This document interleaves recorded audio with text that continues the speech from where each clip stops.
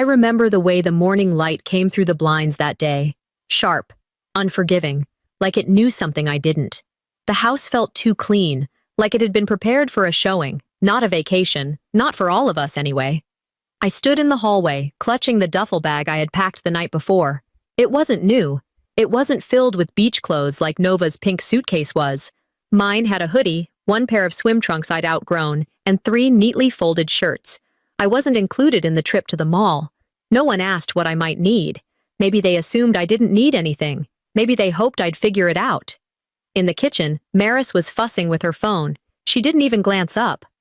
Nova walked past me wearing sunglasses, inside the house, and said something under her breath that I didn't quite catch. Dad was by the door, tossing bags into the car. He looked up, smiled like we were heading to church, and said, "Ready, bud." Strong boys don't need much. They trust. I should have known that meant something. The ride to the airport was quiet, not the peaceful kind of quiet, more like the kind you feel when something's about to go wrong, but nobody wants to say it out loud. I sat in the way back of the SUV while Nova and Maris talked about spa appointments and photo ops. We pulled up to the terminal. People were moving in every direction. Luggage wheels clacked, car doors slammed, someone was crying about a missed flight 3 cars over. It all felt normal, and that's what made it worse. Dad handed out passports. I stood there, hands out, expecting mine. But he only had 5. I said, "What about mine?" The woman at the check-in counter looked at me, puzzled. "You're not listed on the reservation." I looked at Dad. He looked at Maris. And then he smiled, like this was all part of the plan. "Let's talk over here," he said. He led me to the side near one of those overpriced gift shops. Maris kept her distance, fiddling with her purse. Dad crouched down a bit, like he used to when I was little. "This trip, it's kind of a bonding thing, for the new family. You know how that goes." I stared at him. "I'm your son." "That's why I trust you'll understand." He pulled a wad of cash from his pocket, 2 crisp $100 bills, and pressed them into my hand. "You can take an Uber home. There's frozen pizza in the freezer. You'll be fine." I tried to say something, anything, but the words caught in my throat. Maris walked by just then, didn't even stop. "Don't make a scene," she said, low and quick. "This is for the best." And they walked away. Just like that. I didn't cry. I didn't yell. I just stood there, holding the money like it was an eviction notice. There were families hugging goodbye all around me. A dad lifting his kid onto his shoulders. A woman laughing with her teenage daughter about boarding zones. I felt like a ghost standing in line with the living. I turned, walked slowly toward the far windows, found a bench near gate 24, sat there. It wasn't until I opened my bag that I saw it. A birthday card, tucked into the side pocket. The envelope wasn't sealed, no handwriting, no name. I pulled it out, stared at it like it might suddenly mean something. But it didn't. It was blank. Just like the space I'd been given in this family. I didn't open it, didn't throw it away either. I slipped it back into the pocket and sat there as the departure screen updated. Flight to Honolulu, on time. Gate closing soon. I watched it close. I didn't stand. I just kept thinking. Maybe they thought I'd disappear. But something in me decided, right there at that window, that this wasn't the end of it. I stayed at the airport long after their flight had taken off. People came and went, rushing to gates, dragging suitcases, waving tearful goodbyes. I sat still, quiet, almost invisible. Eventually, I pulled out my phone, just something to do with my hands. I opened Instagram. Maris had already posted from the lounge. The caption read, "Our family adventure begins. Time to reconnect where it matters most." The photo was bright, polished, staged like everything she shared. Nova's hand held a fruity drink. Blaze flashed that practiced smile. Dad, of course, stood in the center. I wasn't there, not in the photo, not tagged, not mentioned. They didn't forget. They erased me. I screenshotted the post, titled it Proof, emailed it to myself. I wasn't sure what I'd use it for, but I wasn't going to pretend it didn't happen. The word family kept ringing in my head like a joke with a cruel punchline. They really went all in. That photo wasn't the first blow. Just the confirmation. I remembered the birthday bag I found on the counter the day before they left. Everyone else was upstairs. I wasn't even snooping, just saw it sitting there like it had been forgotten. Inside was a hoodie, the kind Nova liked, and a card. To Nova, proud of the young woman you've become. I'd stood there for a long time, holding that card like it might change if I blinked enough. I slipped it back in the envelope, put it exactly where I found it, and walked away. I didn't tell anyone. That's when it really started, this feeling. Like I was being faded out, frame by frame, like I was watching someone quietly erase my name from a chalkboard and pretend I'd never written it there. I thought about all the things leading up to this. Dinner conversations where no one asked me about school, group texts I wasn't included in, that family calendar on the fridge, everyone's names in bold marker, mine, barely penciled in, erasable. They didn't hit me. They didn't scream, they just slowly stopped seeing me. That kind of hurt doesn't bleed, it echoes. And now I sat, still at that food court table, surrounded by strangers too busy to notice a kid not going anywhere. I called a ride, then canceled it, twice. Bought a soda just to keep the table. Watched a family 2 tables over sing happy birthday to a boy turning 10. His mom kissed his cheek like he was made of gold. I didn't feel angry watching them. I didn't feel anything. I opened my bag and saw it again. The card. The blank one. The one from my own birthday weeks ago. No message, no signature, just a card. I almost threw it away. Instead, I slid it back in. It was mine now, even if it said nothing. You learn to speak differently when no one listens. You start talking in screenshots, in saved drafts, in locked folders labeled someday. I pulled up my old texts. One from Mom, back when she was still texting me. Before she moved across the state. Before she remarried, before she started signing off with take care instead of love you. She wrote, "Always remember, you are not optional, you are essential." That text hit different now. I hovered over the call button for a minute. Maybe longer.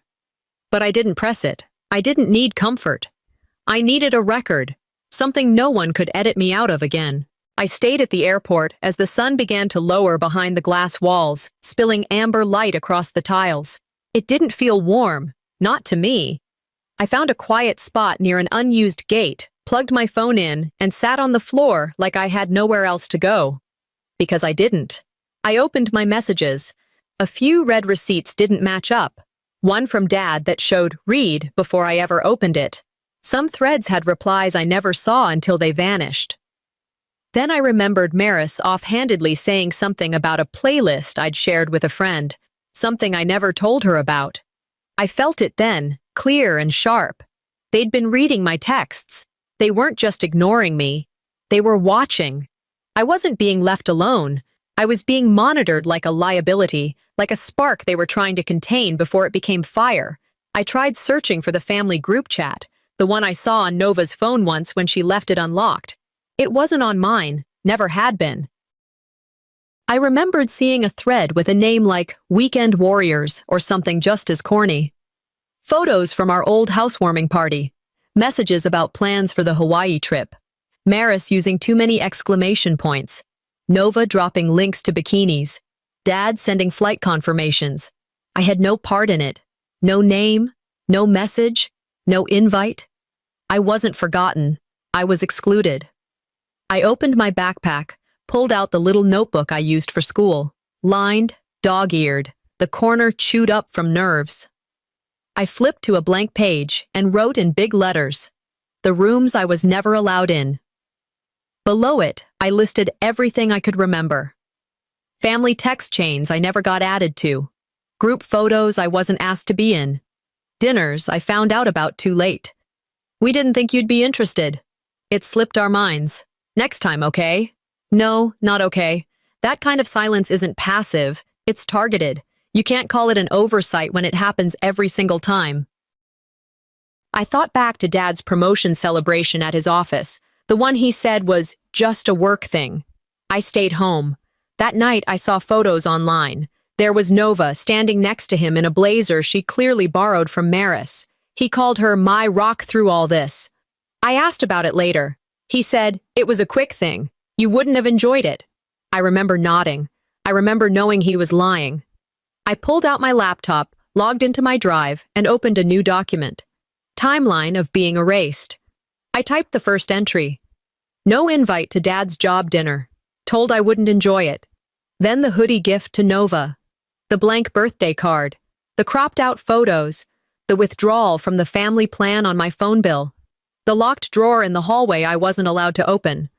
Not everything invisible is untrue. I wasn't just writing memories anymore. I was building evidence. They didn't believe feelings. They believed facts. Fine. I'd give them facts. I added screenshots, emails, captions, times and dates, Maris's posts, the family calendar with everyone's names in bold ink, mine in pencil. People don't believe stories. They believe receipts. So I'd keep them. I'd build something so irrefutable they couldn't ignore it anymore. Not without lying to everyone, not just to me.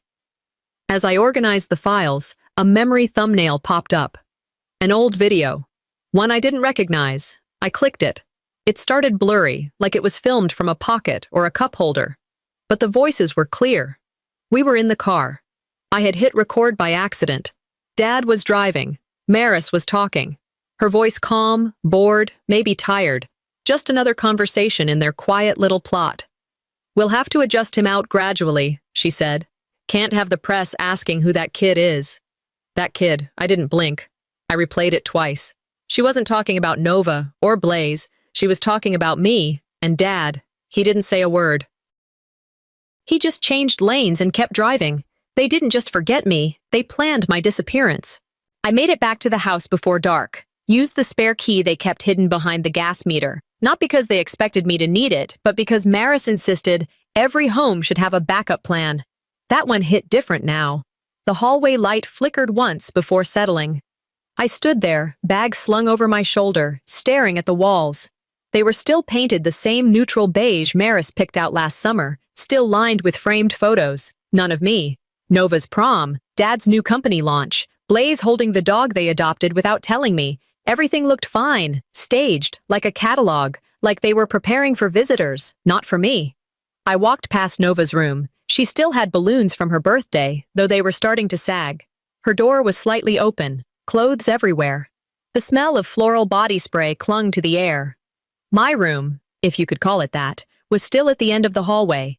Small, neat, cold. Guest towels folded on the dresser like it was a hotel. I dropped the money Dad gave me on the desk, didn't count it, didn't even look at the denominations. It felt like being paid to vanish. You can be allowed to live in a house and still be completely unwelcome. Out of habit, I sat on the edge of the bed and opened my laptop, clicked through school links. I wasn't expecting anything. I just wanted to feel normal for 5 minutes. That's when I saw it. A red banner at the top of the screen.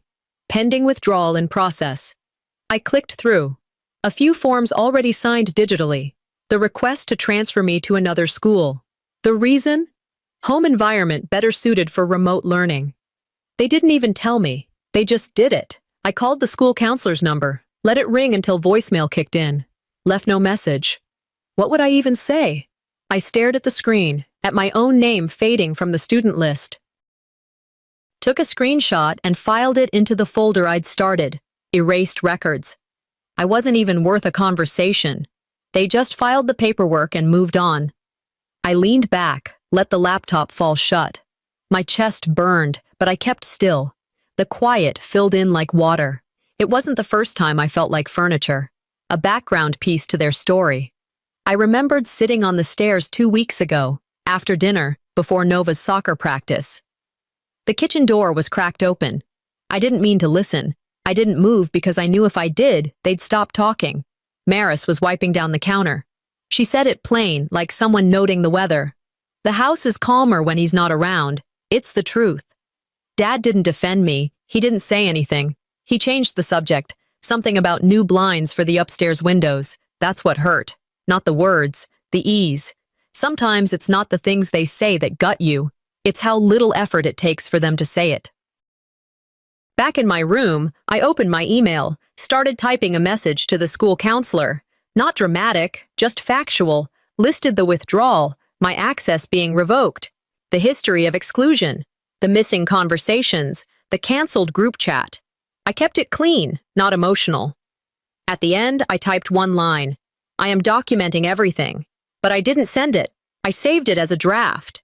Instead, I opened my journal and left it on the bed, pages exposed. I placed the blank birthday card beside it. A display, not a cry for help, just a quiet signal. You wanted me silent, not invisible. Later that night, as I lay staring at the ceiling, my phone buzzed.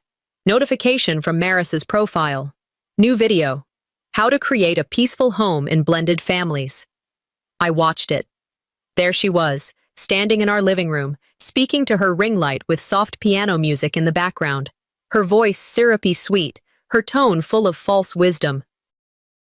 Sometimes, she said, you have to lovingly set boundaries, even with toxic influences. She smiled like she'd solved world hunger. I watched her wave her hand at the end of the video like she always did. That same gentle dismissal she gave me every time I asked a question she didn't want to answer. They thought I didn't know how to fight back.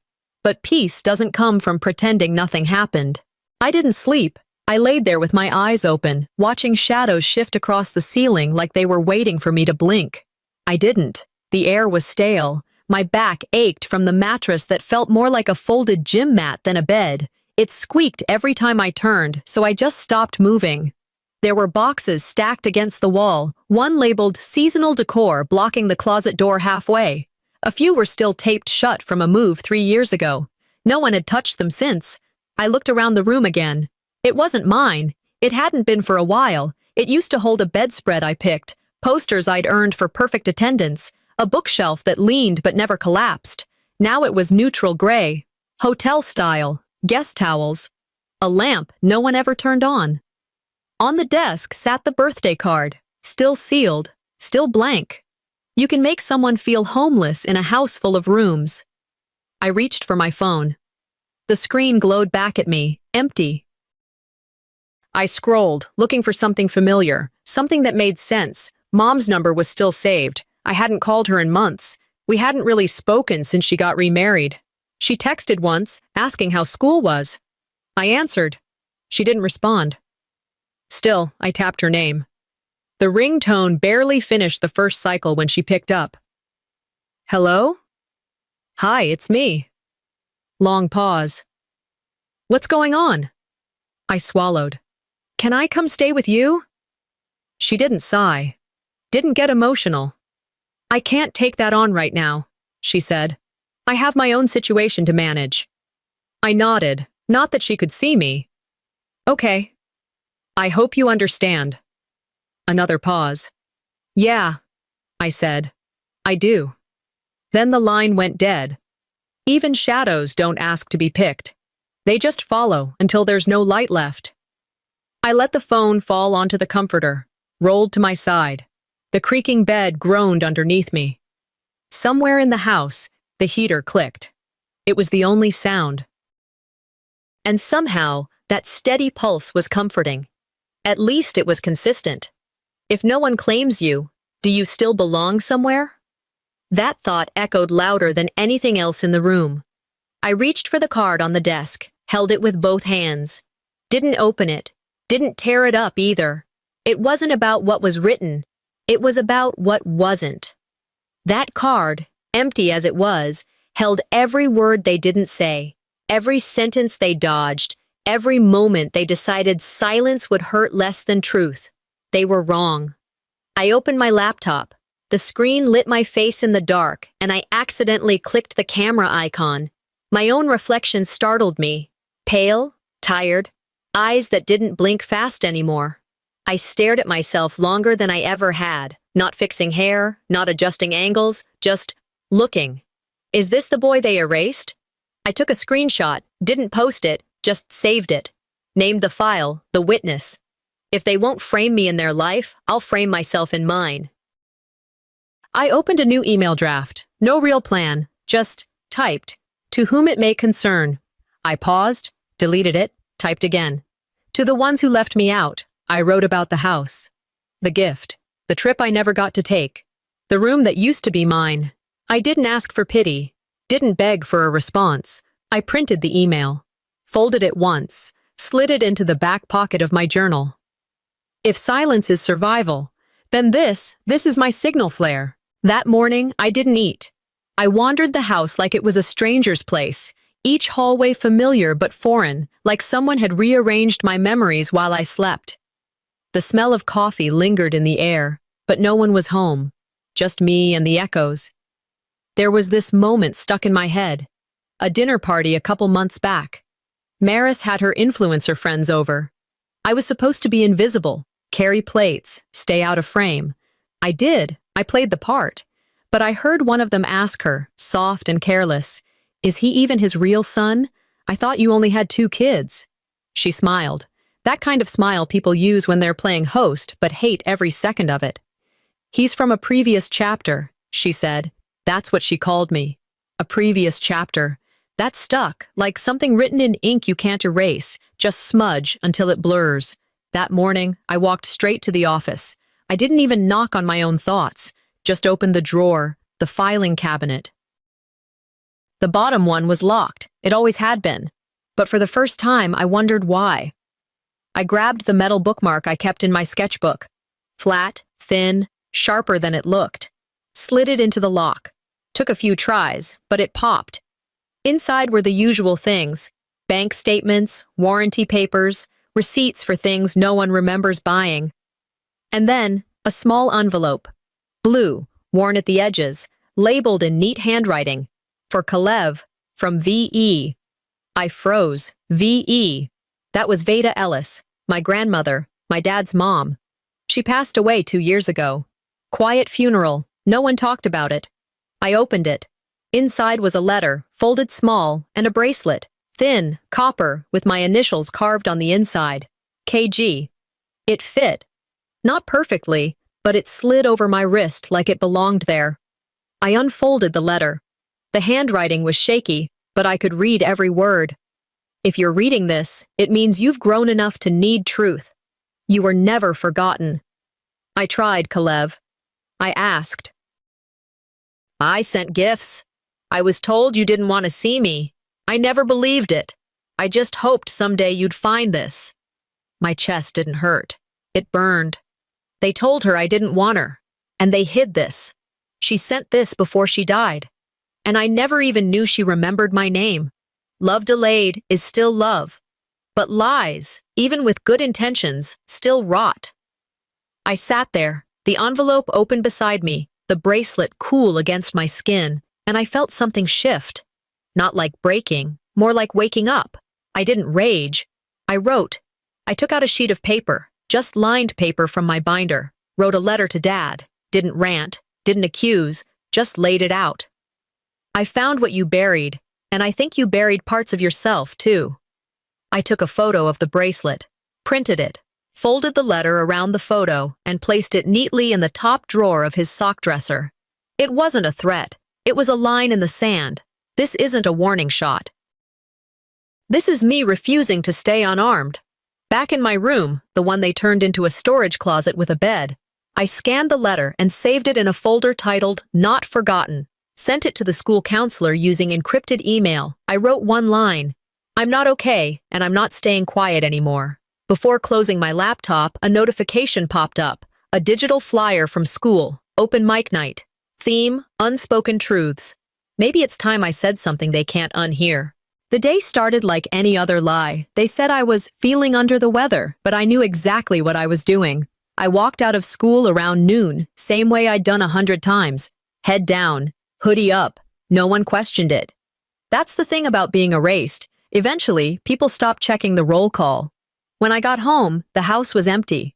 Maris and my father were at some community event, another panel about parenting in modern families. Their words, not mine. I tried to log into my school email just to check the counselor's response from the message I sent last night. Access denied, account disabled. A few seconds later, my homeroom teacher sent me a paper slip. Student moved to home instruction pending permanent transfer. I asked why. He fumbled, looked down and said, "It came from your parents." They didn't just lock me out of the system, they locked me out of the future. I walked home slower than usual, not from exhaustion, but from clarity. It wasn't the loss of access that got me. It was the loss of belonging. When I got back, I dropped my backpack by the door and sat at the kitchen table for a few minutes, let the silence work itself into my chest. Then I opened my phone. Notifications, mostly junk, but one caught my eye. A classmate had sent me a video, no text, just a link. I tapped it. Maris, at a recent event. Someone else had recorded her off to the side, off script. She was smiling, glass of wine in hand. Then she said it. Thank God we didn't bring him. It would have ruined the brand image. Not loud, not dramatic, just casual. Like she was talking about the weather. The caption read, "Guess who's not the favorite?" There were comments, lots of them. Some people laughed, others didn't. I didn't care. I saved the video. This wasn't a mistake. This was confirmation. Back upstairs, I opened my laptop. Pulled up my folder. Receipts, screenshots, documents, audio files, messages. All labeled, all backed up. I created a new timeline, called it narrative control. Under each date, I added commentary, context, for every clip, a caption, for every silence, a statement. Then I opened a fresh doc and started writing my script for the open mic. Not a speech, not a confession, a reckoning. This isn't revenge, I typed. This is reclamation. I wasn't going to cry, or beg, or explain. I was going to tell the truth. The kind of truth they couldn't spin. I texted Silas, a senior who once helped me encrypt a video for a tech class. He replied within 2 minutes. Still got your files? Yeah. Upload everything here, he said, sending a link to a secure folder. And set a trigger. Trigger? If you disappear or your account goes dead, it sends everything, counselor, CPS, media, everyone. I didn't ask why he knew how to do that. I just did it. It took an hour to upload it all, another 10 minutes to set the timer. 3 days. That's all I gave it. This wasn't a threat. It was insurance. I opened my school's events page, found the sign-up for the open mic. Theme, unspoken truths. I didn't put my full name, just Kalev. And a single sentence, I'll be brief, but not quiet. I saved it, closed the tab. Then I looked down at the bracelet on my wrist, the one from Vada. My grandmother, my real family. They didn't get to define me, not anymore. For once, the story won't be told about me, it'll be told by me. Earlier that afternoon, I went into my father's office for something. I don't even remember what now. Maybe I was just looking for one last reason not to show up that night. What I found shut down whatever hesitation I had left. His computer was on. A tab was open. An email sat in full view like it had been waiting for me. The subject line read, "Custody transfer finalized." It was addressed to the school district, copied to a family attorney I'd never heard of. Legal language, sharp and dry like cardboard. Effective immediately. My name. Maris listed as guardian. No mention of me in the discussion. Just a formality. Attached was a scanned insurance document. My name again. But Maris was the beneficiary. They didn't plan to tell me. They planned to benefit from me. I clicked print, folded the pages carefully, slid them into my backpack like loading ammunition. And then I zipped the bag, stood up, and walked out without locking the office door behind me. By the time the sky turned gold, I was standing at the edge of the school auditorium. My name was on the open mic list. My backpack hung heavier than usual on my shoulder, not because of what was inside, but because I knew exactly what I was going to do with it. I walked in alone, wore the bracelet from my grandmother. It sat snug on my wrist, the initials still catching light when I moved just right. The room was half full, parents chatting, teachers trying to act like they weren't nervous. Students pacing, whispering lines to themselves. Then I saw them. Waylon and Maris, sitting side by side on stage. The projector behind them read, "Raising Resilient Teens in Blended Families." You couldn't write this stuff. Maris smiled wide when she spoke. Waylon gave tight, approving nods like a man who hadn't broken a single thing in his life. I didn't blink. I didn't flinch. I sat in the front row and waited. When they called my name, just Kalev, no last name, I walked up to the mic. My hands didn't shake. I looked at the audience, at them, and I started. I'm not here to name names. They've already named me too many things. Some people shifted in their seats. Others leaned in. I'm here to talk about what happens when someone isn't just left out of a trip or a dinner, but out of an entire family. I told them about the birthday card with no writing, the photo albums where I'd been cropped, the school withdrawal I only found out about by accident, the room I slept in that used to be mine until it became storage. Then I pulled the pages from my backpack, held them up. This is a legal document transferring guardianship without my knowledge. And this? I raised the second page. This is a life insurance policy. I'm the insured. She's the beneficiary. Gasps, shifts in chairs, whispers. Maris stood suddenly. This is a misunderstanding. I turned toward her. No. It's clarity. Yours came at my expense. Waylon didn't move. His hands were clasped in his lap, like a child waiting for someone to tell him what to do next. I placed the papers on the podium, not slammed, just laid down. I didn't storm off, didn't cry. I walked off that stage like I was closing a door I didn't need anymore. Some truths don't echo. They just land. Backstage, I opened my phone. The encrypted folder with everything, emails, audio clips, legal docs, already loaded. I hit send.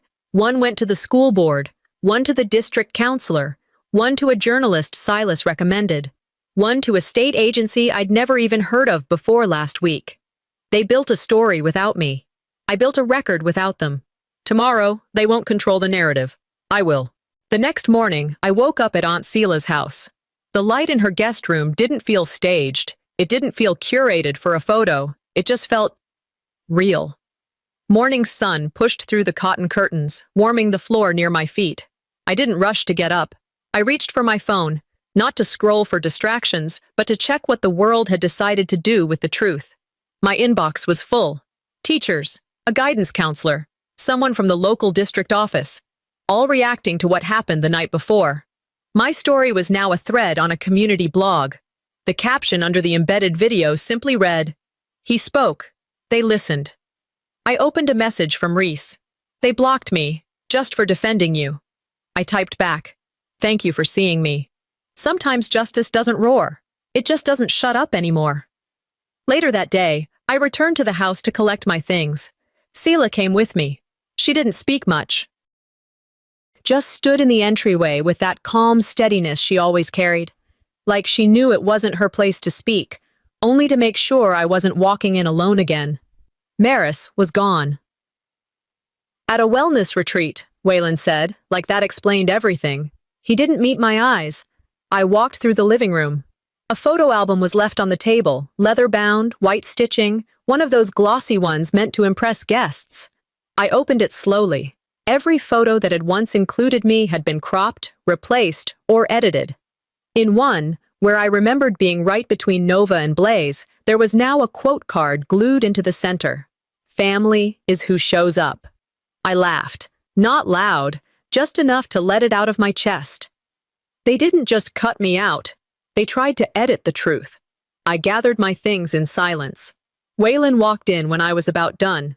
He stood in the doorway like he was debating whether or not to say anything. I handed him a flash drive. "Just so you know," I said, "I didn't make anything up." He looked down at it. "You embarrassed us." I looked right at him. "No, I revealed you. If that feels like shame, maybe ask why." He didn't argue. There was no shouting, no apology, just the weight of a man being unmasked by someone he never thought would speak.